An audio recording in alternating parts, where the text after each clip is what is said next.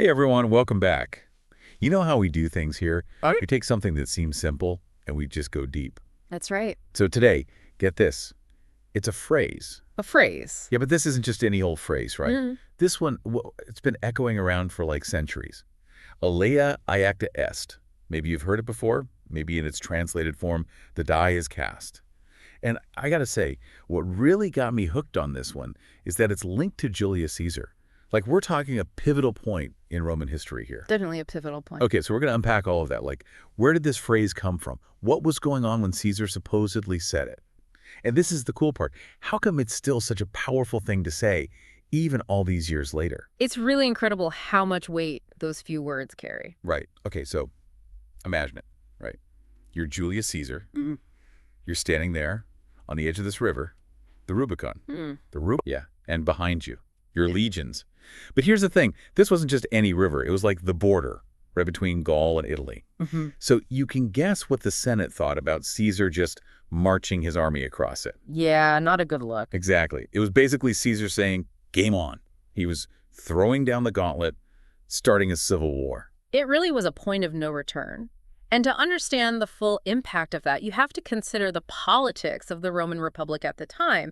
Think of it like, I don't know, a parliament, but way more intense. Different factions, all super powerful, constantly fighting for control. And Caesar, he was already pushing the boundaries, testing the Senate's authority. So they were already on edge. Big time.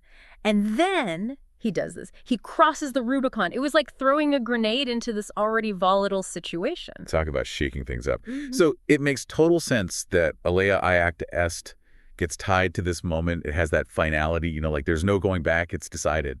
Done. Yeah, a very powerful sentiment. But there's another twist to all of this, the language.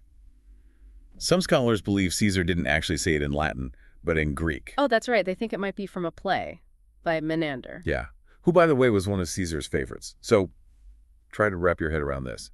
A Roman general about to launch a civil war, and he's quoting Greek theater, to his troops, who probably didn't understand a word of it. It's almost like he was trying to make a statement, isn't it? Right. Was it a power move? A way to show off his education? Or maybe a subtle message to the Senate? Who knows? But it definitely adds an interesting layer to the story. And speaking of layers, there's actually some debate about the exact wording of the phrase. We've been saying Alea iacta est, but there's a possibility it was actually iacta alea esto, which would translate to let the die be cast. Whoa, okay, so what's the difference? Like, does it really matter which one he said? It does subtly change the meaning. With Alea iacta est, it's like he's acknowledging a fate that's already in motion. Like it's out of his hands. Exactly. But with iacta alea esto, it's more of a command, like let the games begin. Yeah, I see what you mean. He's not just passively accepting what's happening, he's actively setting things in motion. It's a more defiant, almost challenging tone. And for a leader on the brink of war, that kind of assertive language could be incredibly effective. Oh, totally. I mean, imagine you're a soldier hearing your general basically say, all right, let's do this.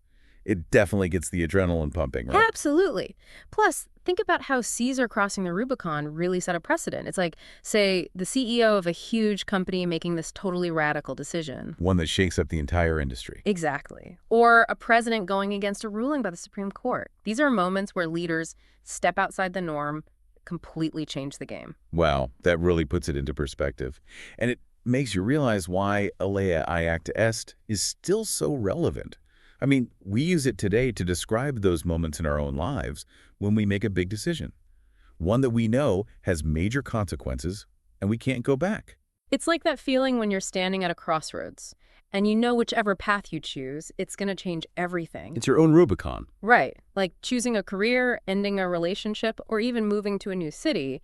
All of those can feel like Alea iacta est moments. Absolutely. But then the question becomes, what helps us make those decisions? Yeah. When do we know it's time to take the leap, to cast the die, so to speak? Well, it's different for everyone, isn't it? Sometimes it's about weighing the pros and cons, analyzing the situation.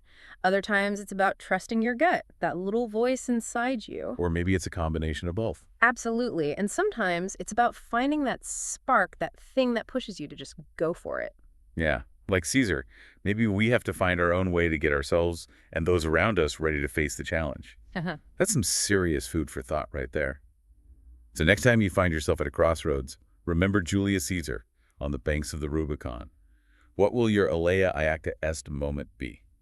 Thanks for joining us on this deep dive, and we'll see you next time. Until then,